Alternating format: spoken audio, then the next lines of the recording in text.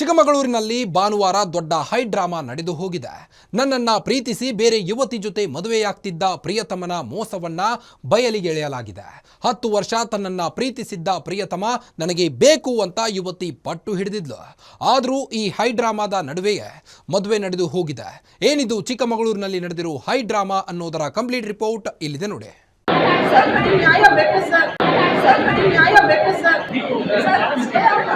ಮದುವೆ ಮಂಟಪಕ್ಕೆ ಆಗಮಿಸಿ ಗದ್ದಲ ಮಾಡ್ತಿರೋ ಯುವತಿ, ಪೊಲೀಸರ ಜೊತೆಗೂ ಯುವತಿಯ ವಾಗ್ವಾದ. ತನ್ನನ್ನ ಪ್ರೀತಿ ಮಾಡಿ ಈಗ ಬೇರೆಯವರ ಜೊತೆ ಮದುವೆ ಆಗ್ತಿದ್ದಾನೆ ಅಂತ ಯುವತಿಯ ಆರೋಪ. ಈ ದೃಶ್ಯಗಳು ಕಂಡು ಬಂದಿದ್ದು ಚಿಕ್ಕಮಗಳೂರಿನ ದೊಡ್ಡೇಗೌಡ ಕನ್ವೆನ್ಷನ್ ಹಾಲ್ ಬಳಿ.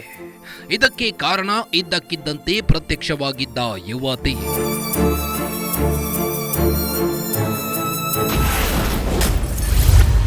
ಕಾಲೇಜಿನಲ್ಲಿ ಸಹೋದ್ಯೋಗಿಯ ಜೊತೆ ಪ್ರೇಮಾಂಕುರ. ನಿರಂತರ 12 ವರ್ಷ ಪರಸ್ಪರ ಪ್ರೀತಿಸಿದ್ದ ಯುವಕ ಯುವತಿ. ಆಕೆ ಎಂಎಸ್ಸಿ ಪದವಿ ಪಡೆದ ಚಿಕ್ಕಮಗಳೂರಿನ ಖಾಸಗಿ ಕಾಲೇಜಿನಲ್ಲಿ ಪ್ರಾಧ್ಯಾಪಕಿಯಾಗಿ ಕಾರ್ಯನಿರ್ವಹಿಸುತ್ತಿದ್ರು. ಸುಮಾರು 14 ವರ್ಷದಿಂದ ಕಾಲೇಜಿನಲ್ಲಿ ಪ್ರಾಧ್ಯಾಪಕಿಯಾಗಿ ಕೆಲಸ ಮಾಡಿಕೊಂಡಿದ್ರು.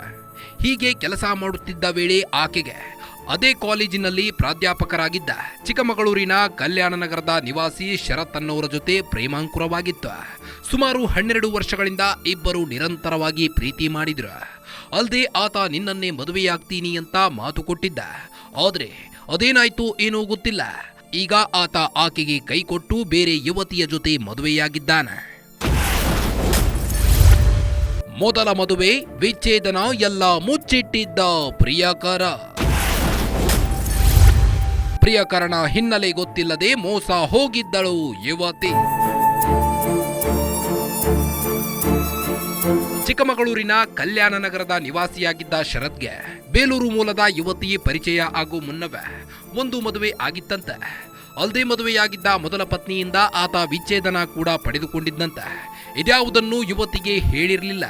ಮೊದಲ ಮದುವೆ ಮತ್ತು ವಿಚ್ಛೇದನದ ವಿಚಾರ ಯುವತಿಗೆ ಗೊತ್ತಾಗದಂತೆ ಮುಚ್ಚಿಟ್ಟಿದ್ದ. ಅದು ಹೇಗೋ ಯುವತಿಗೆ ಈ ವಿಚಾರ ಗೊತ್ತಾಗಿತ್ತು. ಆದರೂ ಆಕೆ ಅದನ್ನ ಮನಸ್ಸಿಗೆ ಹಚ್ಚಿಕೊಂಡಿರಲಿಲ್ಲ. ಮೊದಲ ಮದುವೆ ಕುರಿತು ಹೆಚ್ಚು ತಲೆ ಕೆಡಿಸಿಕೊಳ್ಳಲು ಹೋಗಿರಲಿಲ್ಲ. ಆಗಿದ್ದೇನೋ ಆಗಿ ಹೋಗಿದೆ. ಈಗ ತನ್ನ ಜೊತೆಗೆ ಪ್ರೀತಿ ಮಾಡ್ತಿದ್ದಾನೆ ಅಂತ ಸುಮ್ಮನಾಗಿದ್ಲು. ಹೀಗೆ ಸುಮ್ಮನೆ ಇದ್ದಿದ್ದೇ ಆಕೆ ಪಾಲಿಗೆ ಮುಳುವಾಗಿದೆ. ಪ್ರಿಯಕರಣ ಹಿನ್ನೆಲೆ ಗೊತ್ತಿಲ್ಲದೆ ಆಕೆ ಮೋಸ ಹೋಗಿದ್ದಾಳೆ. ನಿನ್ನನ್ನೇ ಮದುವೆ ಆಗುತ್ತೇನೆ ಎಂದು ಕೊಟ್ಟಿದ್ದ ಮಾತು. ಯುವತಿ ಮನೆಯವರನ್ನು ನಂಬಿಸಿದ್ದ ಮೋಸಗಾರ. ಸುಮಾರು 12 ವರ್ಷಗಳಿಂದ ಬೇಲೂರು ಮೂಲದ ಯುವತಿಯ ಜೊತೆ ಶರತ್ ಪ್ರೀತಿ ಪ್ರೇಮ ಅಂತ ಸಂಬಂಧ ಬೆಳೆಸಿದ್ದ. ಆ ಯುವತಿ ಶರತ್ನನ್ನ ಅದ್ಯಾವ ಪರಿ ನಂಬಿದ್ಲು ಅಂದ್ರೆ ಶರತ್ ಮಾತು ಕೇಳಿ ಹಲವು ಗಂಡುಗಳನ್ನ ಬೇಡ ಅಂತ ಹೇಳಿದ್ಲು.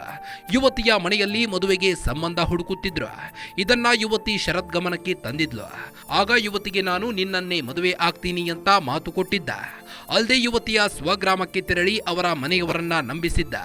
ನಿಮ್ಮ ಮಗಳನ್ನು ನಾನೇ ಮದುವೆಯಾಗ್ತೀನಿ, ಆಕೆಗೆ ಬೇರೆ ಸಂಬಂಧಗಳನ್ನ ನೋಡಬೇಡಿ ಅಂತ ಹೇಳಿದ್ದ. ಯುವತಿಯ ಮನೆಯವರು ಕೂಡ ಇದನ್ನ ನಂಬಿದ್ರು. 8 ತಿಂಗಳ ಹಿಂದೆ ಇಬ್ಬರ ನಡುವೆ ಶುರುವಾಗಿತ್ತು ಸಣ್ಣ ಕಿರಿಕ್ ಬಳಿಕ ಬೇರೆಯವರ ಜೊತೆ ವಿವಾಹಕ್ಕೆ ಶರತ್ ಸಿದ್ಧ.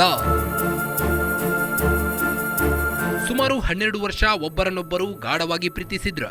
ಹೀಗೆ 12 ವರ್ಷ ಪ್ರೀತಿಸಿದ್ದವರ ನಡುವೆ ಸುಮಾರು 8 ತಿಂಗಳ ಹಿಂದೆ ಅಂದ್ರೆ ಸಣ್ಣ ವಿಚಾರಕ್ಕೆ ಕಿರಿಕ್ ಶುರುವಾಗಿತ್ತು. ಇಬ್ಬರ ಸಂಬಂಧದಲ್ಲಿ ಬಿರುಕು ಮೂಡಿತ್ತು. ಈ ವೇಳೆ ಯುವತಿಗೆ ಶರತ್ನ ಪೂರ್ವಪರ ಗೊತ್ತಾಗಿತ್ತು. ಅವನಿಗೆ ಈ ಹಿಂದೆಯೇ ಒಂದು ಮದುವೆಯಾಗಿತ್ತು.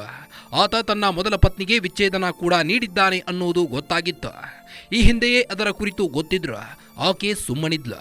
ಆದರೆ 8 ತಿಂಗಳ ಹಿಂದೆ ಸಣ್ಣ ವಿಚಾರಕ್ಕೆ ಶರತ್ ಕಿರಿಕ್ ಮಾಡಿಕೊಂಡು ಯುವತಿಗೆ ಮೋಸ ಮಾಡಲು ಸಿದ್ಧನಾದನೋ ಆಗಲೇ ಯುವತಿಗೆ ಶರತ್ ಕುರಿತು ನಿಜವಾದ ಅನುಮಾನ ಶುರುವಾಗಿತ್ತು. ಸರ್ವಸ್ವದ ಜೊತೆಗೆ ಹಣವನ್ನು ನೀಡಿದ್ದಾಳಂತೆ ಯುವತಿ.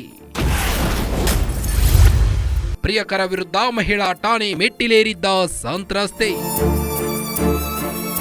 ಸುಮಾರು 12 ವರ್ಷಗಳಿಂದ ಬೇಲೂರು ಮೂಲದ ಯುವತಿ ಮತ್ತು ಶರತ್ ಪ್ರೀತಿ ಮಾಡ್ತಿದ್ರು. ಶರತ್ ಕುರಿತು ಅಪಾರ ನಂಬಿಕೆ ಇಟ್ಟುಕೊಂಡಿದ್ದ ಯುವತಿ ತನ್ನ ಸರ್ವಸ್ವವನ್ನು ಆಕೆ ಅರ್ಪಿಸಿದ್ಲು. ಹೇಗಿದ್ರೂ ಶರತ್ ಜೊತೆ ವೈವಾಹಿಕ ಜೀವನ ನಡೆಸಲಿದ್ದೇನೆ ಅಂತ ಆಕೆ ನಂಬಿದ್ಲು. ಇದನ್ನೇ ಬಂಡವಾಳ ಮಾಡಿಕೊಂಡಿದ್ದ ಶರತ್ ಆಕೆಯಿಂದ ಸುಮಾರು 4.5 ಲಕ್ಷ ರೂಪಾಯಿ ಹಣವನ್ನ ಪಡೆದುಕೊಂಡಿದ್ದ. ಏನಾದರೂ ಕೇಳಿದ್ರೆ ನಿನ್ನನ್ನ ತಾನೇ ನಾನು ಮದುವೆಯಾಗುವುದು, ನಮ್ಮಿಬ್ಬರ ನಡುವೆ ಹಣದ ವ್ಯವಹಾರ ಏಕೆ ಅಂತ ಪ್ರಶ್ನೆ ಮಾಡ್ತಿದ್ನಂತೆ. ಅವನನ್ನ ನಂಬಿ ಆಕೆ ಎಲ್ಲವನ್ನ ಕಳೆದುಕೊಂಡು ಬಳಿಕ ಈಗ ಆಕೆ ಮಹಿಳಾ ಪೊಲೀಸ್ ಠಾಣೆಯ ಮೆಟ್ಟಿಲೇರಿದ್ರು. ನನ್ನ ಪ್ರಿಯಕರ ನನಗೆ ಬೇಕು ಅಂತ ಪಟ್ಟು ಹಿಡಿದು ಕೂತಿದ್ದಾಳೆ. 2013 ಪರಿಚಯ ಇತ್ತು. ಪರಿಚಯ ಸ್ನೇಹ ಪ್ರೀತಿಗೆ ಇದಾಗಿ ಕೊನೆಗೆ ಮದುವೆ ಹಂತಕ್ಕೂ ಬಂದು ಹಣ ಪಡೆದು ತಾಯಿ ತಂದೆ ಜೊತೆ ಮಾತುಕತೆ ಎಲ್ಲ ಮಾಡಿ ಬಂದಂತ ನನಗ್ ಸಂಬಂಧಗಳನ್ನೆಲ್ಲ ತಡೆದು ಆತ ಹೇಳಿಕೆ ಕೊಟ್ಟಿರ್ತಾನೆ ಮದುವೆ ಆಗ್ತೀನಿ ಅಂತ. ಅದಕ್ಕೆಲ್ಲ ಸೂಕ್ತವಾದ ದಾಖಲೆಗಳಿದೆ ಸರ್, ಕಾಲ್ ರೆಕಾರ್ಡಿಂಗ್ಸ್ ಇದೆ ನನ್ನ ಜೊತೆ ಮಾತಾಡಿರುವಂತದ್ದು. ಸ್ಟ್ರಾಂಗ್ ಆಗಿ ಒಂದು ಆಶ್ವಾಸನೆ ಕೊಟ್ಟು ಈಗ ನಿನ್ನೆ ಶಾಸ್ತ್ರಗಳನ್ನ ಮುಗಿಸ್ಕೊಂಡು ಇವತ್ತು ಮದುವೆ ಆಗಿದ್ದಾನೆ ಬೇರೆ ಯುವತಿ ಜೊತೆ. ಅದು ತಪ್ಪಾಗುತ್ತೆ ಸರ್. ಹಣದ ಆಸೆಗೋಸ್ಕರ ಇನ್ನೊಂದು ಹುಡುಗಿ ಲೈಫ್ನು ಹಾಳು ಮಾಡಿದ್ದಾನೆ. ಈಗ ನನ್ನ ಲೈಫ್ ಹಾಳಾಗಿ ಹೋಗಿದೆ. ಹಾಗಾಗಿ ಆತ ನನಗೆ ನ್ಯಾಯ ಕೊಡ್ಬೇಕು. ನ್ಯಾಯಯುತವಾಗಿ ಹೋರಾಟವನ್ನ ಏನಿದೆ, ನಾನು ಆಲ್ರೆಡಿ ಕೋರ್ಟ್ ಅಲ್ಲಿ ಕೇಸ್ ಇದೆ, ಸ್ಟೇ ಇದೆ. ಆ ಸ್ಟೇ ನಡುವೆನೂ ಕೂಡ ವಿಚಾರಣೆ ಆಗದಲ್ಲೇ ಈತ ಮದುವೆ ಆಗಿರೋದು ಕಾನೂನು ಮುಖಾಂತರವಾಗಿ ತಪ್ಪಾಗಿದೆ. ಕಾನೂನು ಬಗ್ಗೆ ಯಾವುದೇ ರೀತಿ ಇವ್ರಿಗೆ ನಂಬಿಕೆ ಇಲ್ಲ. ಜೊತೆಗೆ ಕೇವಲವಾಗಿ ಕಾಣ್ತಾ ಇದ್ದಾರೆ. ಹೈಕೋರ್ಟ್ ತೀರ್ಪನ್ನು ಕೂಡ ವಿರೋಧಿಸಿ ಇವರು ಈ ತರ ನಡ್ಕೊಂಡಿದ್ದಾರೆ. ಹಾಗಾಗಿ ಅವ್ರಿಗೆ ನನಗ್ ನ್ಯಾಯ ಸಿಗ್ಬೇಕು, ಅವರಿಗೆ ತಪ್ಪಿಗೆ ಶಿಕ್ಷೆ ಆಗ್ಬೇಕು. ನನ್ ಮದುವೆ ಮಾಡ್ಬಿಟ್ಟು ನನಗೊಂದು ನ್ಯಾಯಯುತವಾದ ಜೀವನ ಕೊಡ್ಬೇಕಂತ ಕೇಳ್ತೀನಿ ಸರ್. ಅವನು 2018 ಮದುವೆ ಆಗಿ ಡಿವೋರ್ಸ್ 2022 ಆಗಿರೋದನ್ನ ನನಗೆ ಯಾವುದೇ ರೀತಿ ಗಮನಕ್ಕೆ ತಂದಿರಲ್ಲ. 2022-23 ಸಾಲಿನಲ್ಲಿ ಅವ್ನು ನನಗೆ ಪರಿಚಯ ಮತ್ತೆ ಸಿಗ್ತಾನೆ. ಯಾಕಂದ್ರೆ ದುಬೈಗೆ ಹೋಗ್ತೀನಿ ಅಂತ ಸುಳ್ಳು ಹೇಳಿ ನಮ್ಮ ಜೊತೆ ಕಾಂಟ್ಯಾಕ್ಟ್ ಅಲ್ಲಿ ಇದ್ದು 2013 ಆಮೇಲೆ ಇವನು ಮೋಸ ಮಾಡಿ ಹೋಗಿರ್ತಾನೆ ಮದ್ವೆ ಬೇರೆ ಹೆಣ್ಮಕ್ಳಿಗೆ ಮದ್ವೆ ಆಗಕ್ಕೆ ಆಸ್ತಿಗೋಸ್ಕರ. ಅಲ್ಲಿ ಅವನದು ಏನ್ ಕೋಆರ್ಡಿನೇಷನ್ ಇಲ್ದಲೆ ಅದು ಸಂಬಂಧ ಹಾಳಾಗುತ್ತೆ. ಹಾಗಾಗಿ ಆತ ಡೈವೋರ್ಸ್ ತಗೊಂತಾನೆ 2022. 23 ನನಗ್ ಸಿಗ್ತಾನೆ ಸರ್. ಸಿಕ್ಬಿಟ್ಟು ನನಗೆ ಮತ್ತೆ ನಂದು ಪ್ರೀತಿ ಕಂಟಿನ್ಯೂ ಆಗುತ್ತೆ. ಮನೆಗ್ ಬಂದು ತಾಯಿ ತಂದೆಗೆ ಆಶ್ವಾಸನೆ ಕೊಟ್ಟು ಹಣ ತಗೊಂಡು ಹೋಗಿದ್ದಾನೆ, ಮದ್ವೆ ಮಾಡ್ಕೊತೀನಿ ಅಂತ. ಮತ್ತೆ ಅದೇ ರೀತಿಯಲ್ಲಿ ಬಂದಂತ ಸಂಬಂಧಗಳಿಗೆಲ್ಲ ವಿರೋಧಿಸಿದಾನೆ. ಎಲ್ಲ ಕಾಲ್ ರೆಕಾರ್ಡಿಂಗ್ಸ್ ಇದೆ, ನಾನು ಇದನ್ನ ನಿಮಗೆ ಸಬ್ಮಿಟ್ ಮಾಡ್ತೀನಿ.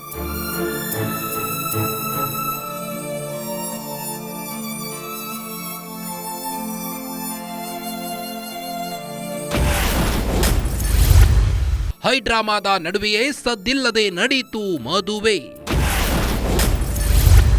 ಪ್ರಿಯತಮೆಯ ಗಲಾಟೆ, ಮತ್ತೊಬ್ಬ ಯುವತಿಗೆ ಕಟ್ಟಿದ್ದ ತಾಳಿ.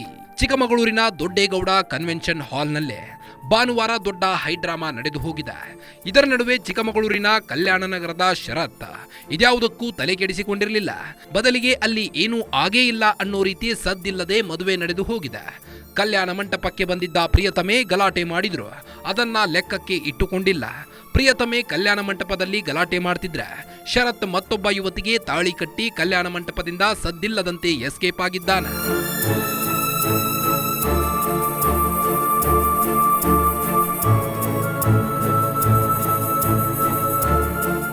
ಒಟ್ನಲ್ಲಿ ಇತ್ತೀಚಿನ ದಿನಗಳಲ್ಲಿ ಪ್ರೀತಿಯ ಹೆಸರಲ್ಲಿ ಹೆಣ್ಣು ಮಕ್ಕಳಿಗೆ ಕೈ ಕೊಡೋರ ಸಂಖ್ಯೆ ಹೆಚ್ಚಾಗುತ್ತಿದೆ. ಈ ಸಾಲಿಗೆ ಚಿಕ್ಕಮಗಳೂರಿನ ಶರತ್ ಕೂಡ ಸೇರ್ಪಡೆಯಾಗಿದ್ದಾನೆ. ಇವನ ಬಣ್ಣದ ಮಾತುಗಳನ್ನು ನಂಬಿ ಬೇಲೂರು ಮೂಲದ ಯುವತಿ ಮೋಸ ಹೋಗಿದ್ದಾಳೆ. ಆಕೆ ಕಲ್ಯಾಣ ಮಂಟಪಕ್ಕೆ ಬಂದು ಗಲಾಟೆ ಮಾಡಿದರೂ ಕೂಡ ಶರತ್ಗೆ ಹೆಣ್ಣು ಕೊಟ್ಟವರು ಕೂಡ ತಲೆ ಕೆಡಿಸಿಕೊಂಡಿಲ್ಲ ಅನ್ನೋದೇ ಈಗ ವಿಚಿತ್ರವಾಗಿರುವಂಥದ್ದು. ಇದಾಗಿತ್ತು ಈ ಹೊತ್ತಿನ ವಿಶೇಷ. ನೋಡ್ತಾ ಇರಿ ಗ್ಯಾರಂಟಿ ನ್ಯೂಸ್, ಸುದ್ದಿ ಖಚಿತ, ನ್ಯಾಯ ನಿಶ್ಚಿತ.